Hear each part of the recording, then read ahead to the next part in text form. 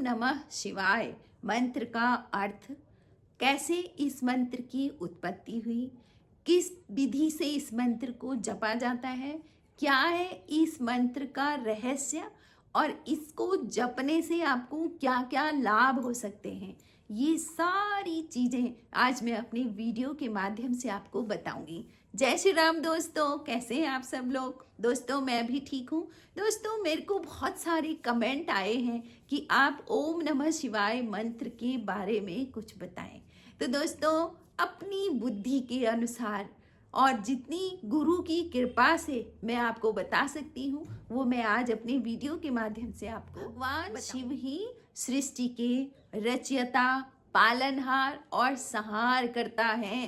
दोस्तों यदि हमको पृथ्वी में रहना है तो हम शिव के अधीन हैं, यानी कि पृथ्वी तत्व शिव जी को दिखाता है।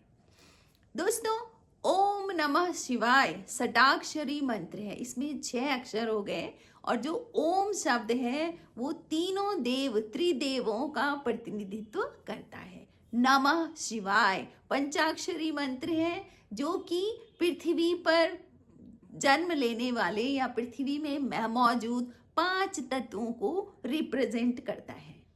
परमात्मा का सबसे उत्तम नाम ओम है।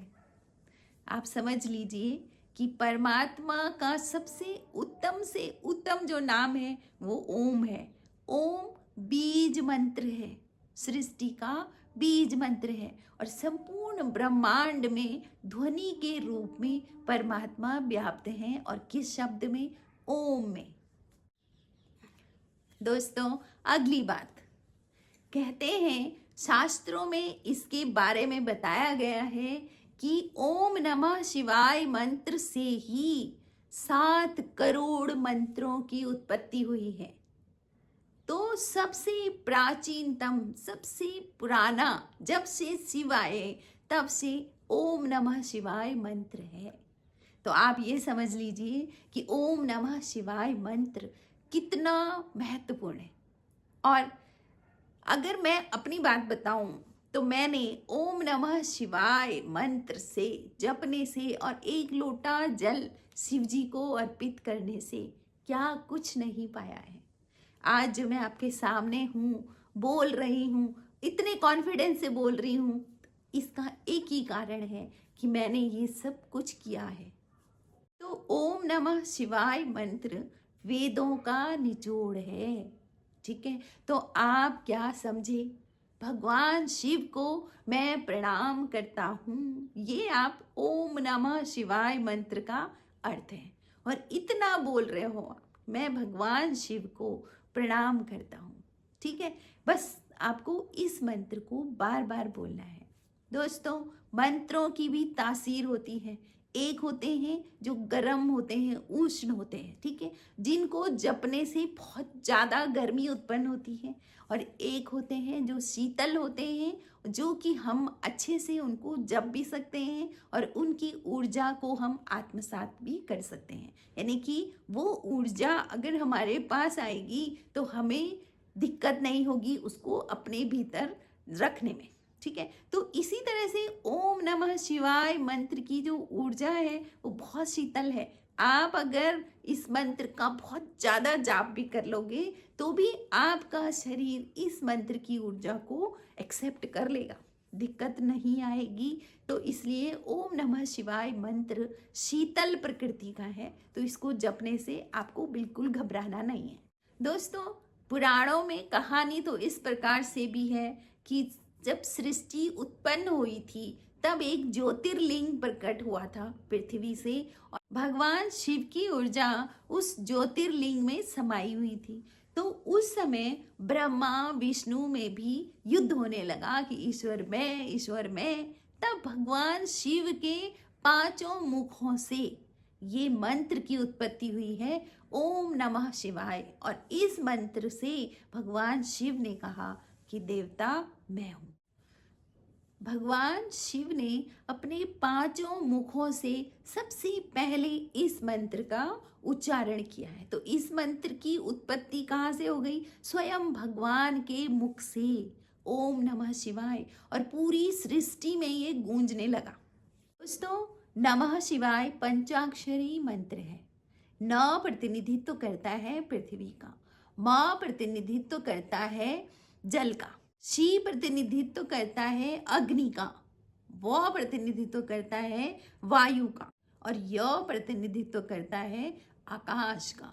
तो नमः शिवाय जो मंत्र है वो पृथ्वी पर जो पांचों तत्व हैं उनका प्रतिनिधित्व करता है।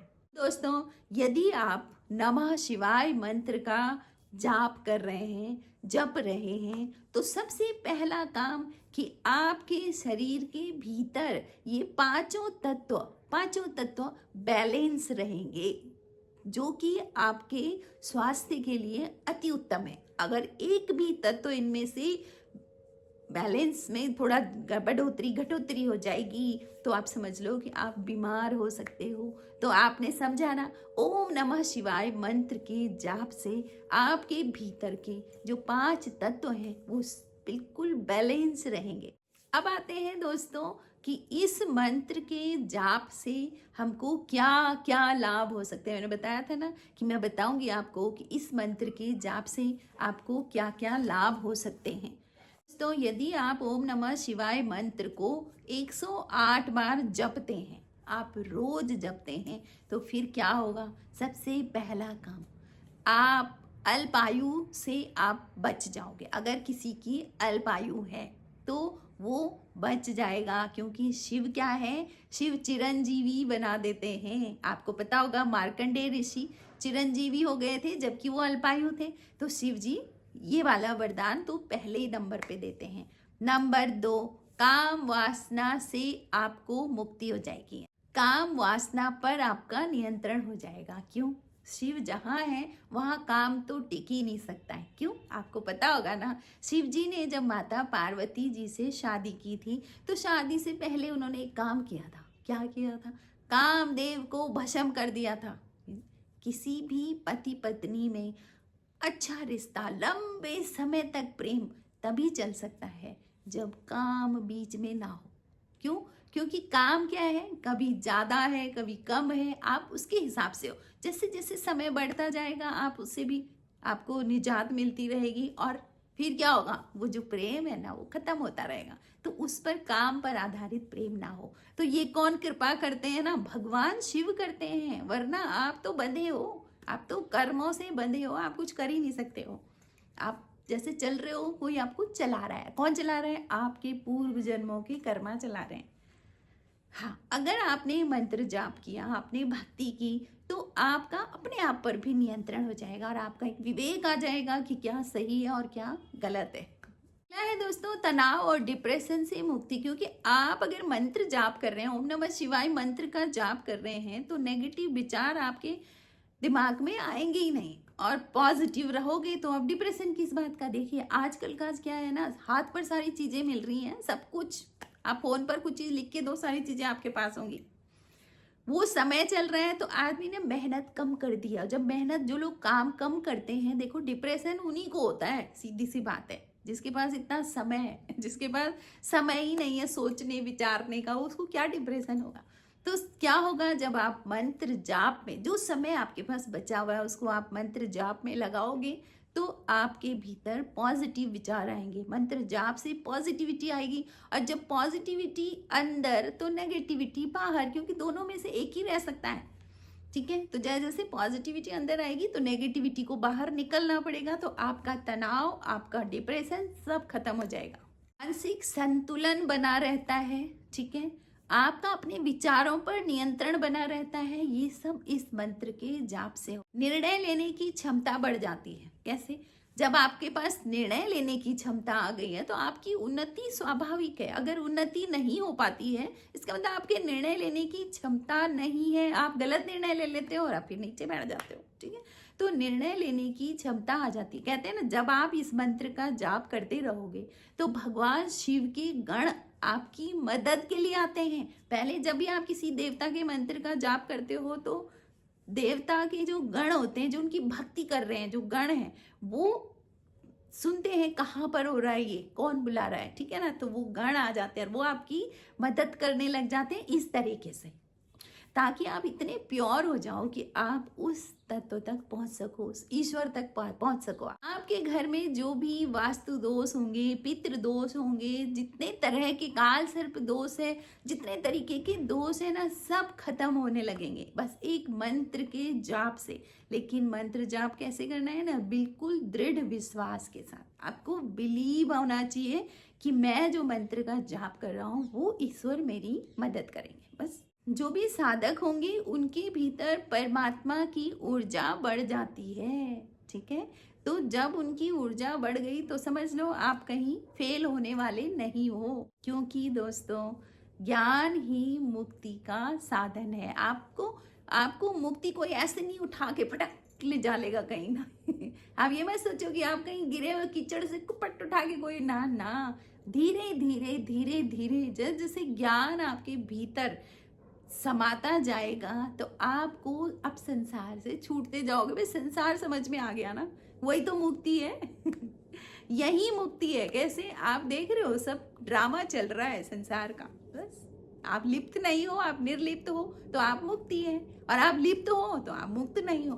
कोई रो रहा है आप भी रो रहे हो, कोई हंस रहा है आप हंस रहे हो, मतलब आप अपने उसमें चल रहे हो। तो ऐसे में मुक्ति नहीं होती। मुक्ति क्या है, आपको समझ है कि ये सब क्या पिक्चर चल रही है, जीवन भी एक पिक्चर की तरह देखो उसको, ठीक है। तो यही मुक्ति। अबे दोस्तों कि जप कैसे करना है, ये भी बहुत सारे प्रश्न होते हैं कि जप कैसे करना है। तो सबसे पहली बात, यह मंत्र कीलित नहीं है। आपको जब से आपका मन करे आप तब से शुरू कर दो, ठीक है। इस मंत्र को जागृत भी नहीं करना पड़ता है, और जब से मन करे आप तब से शुरू। बालक, वृद्ध, जवान, बीमार सब इसको कर सकते हैं। बस इतना ध्यान रखें कि निश्चित समय पर निश्चित संख्या में जप करें, और भगवान शिव के आगे एक दिया घी का जरूर जलाएं, दीपदान करके फिर आप वहां पर मंत्र जाप शुरू करें।